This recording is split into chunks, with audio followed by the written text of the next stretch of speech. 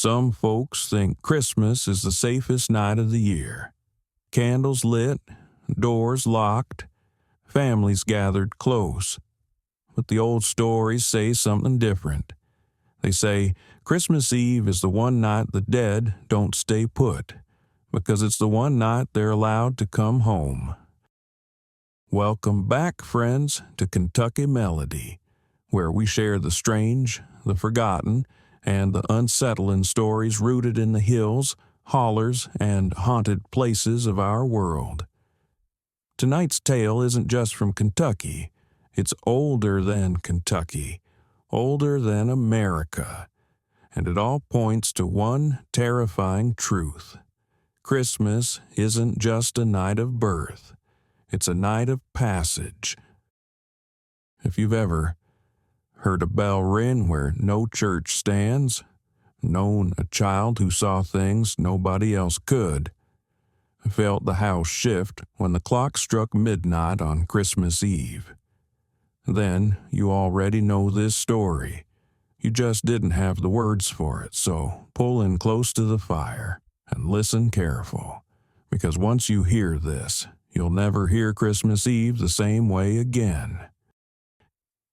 Long before Christmas was bright and clean and wrapped in paper, it was a dark night.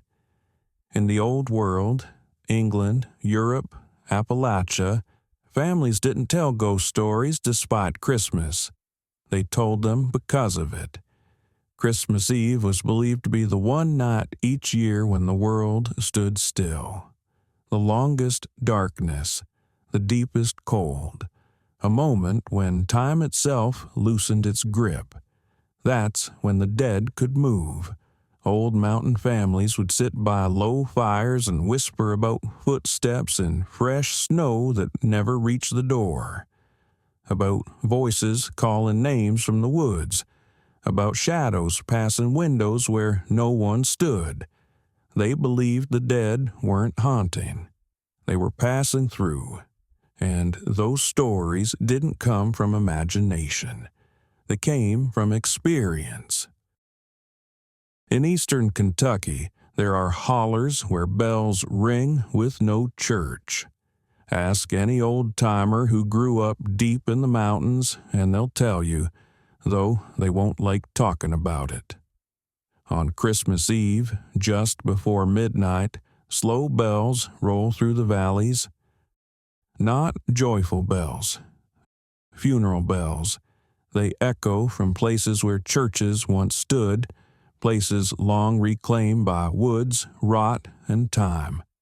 Places where foundations remain but roofs don't, and folks believe those bells aren't calling people to worship. They're calling souls to cross over. Some say each toll marks a death before the next Christmas. Others say, if you hear them clear enough to count, someone you love won't make it through winter. Families used to put out candles when the bells rang, curtains drawn tight, children pulled close, because bells don't just warn. Sometimes they open doors. Every once in a while, a child is born at the exact stroke of midnight on Christmas. In Kentucky, that child is called a chime child, and they are feared just as much as they are cherished. A chime child is said to see what others can't. Spirits, shadows, warnings. They'll point at corners and name people long dead. They'll refuse to sleep on Christmas Eve because someone's standing there. Most unsettling of all, chime children know when death is close. Families tell stories of children growing quiet before accidents, staring out windows, watching roads no one's driving on yet. Some chime children grow out of it. Others never do. And the ones who don't say the dead never stop coming. Not long ago, in rural Lincoln County, Kentucky, a family gathered for Christmas Eve supper. Ham on the table, blessed candle burning in the centerpiece. They bowed their heads to pray, and while their eyes were closed, The candle rose straight up off the table. No wind, no string, no hands. It lifted, steady and calm, flame still burning, then fell hard back onto the wood. The room went silent. After that night, the house was never the same. Footsteps walked the hallway after midnight. Doors opened by themselves. A presence lingered through the 12 days of Christmas and vanished with Epiphany. The family never spoke of it publicly again, but folks around there still whisper this: something crossed over that night, and Christmas let it in. All these stories point to something far older than these hills, because Christmas Eve has always been a battlefield.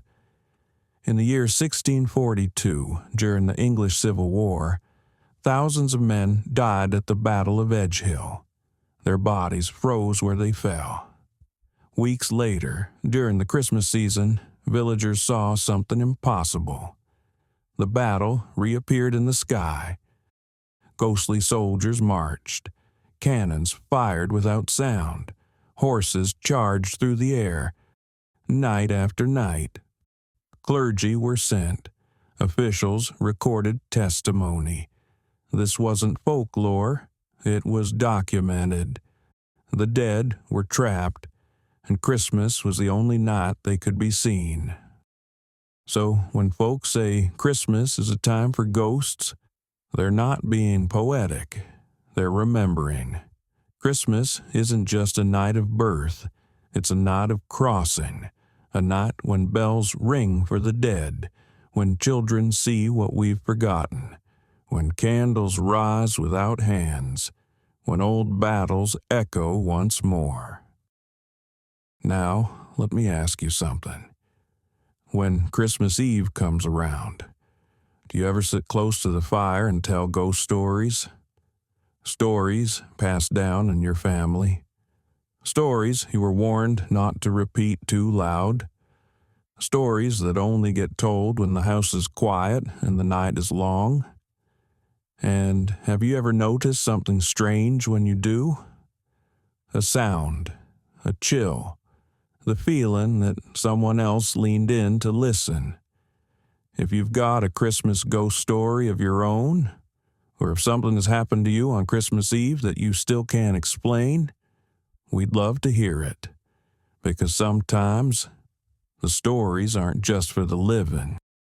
So, from all of us here at Kentucky Melody, we wish you a Merry Christmas. Hold your loved ones close. Keep the fire burning.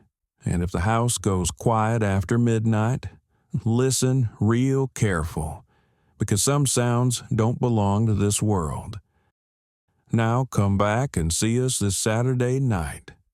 We'll have the fire going, the shadows stretching long across the walls, and another Kentucky tale waiting just for you. But until then, if you hear bells ring where no church stands, if footsteps stop just outside your door, or if the fire crackles when nobody's moved, don't go looking. Christmas is a night of passing, and not everything that passes through means you any harm. Some of it just wants to be remembered. We'll see you Saturday, if you make it through the night.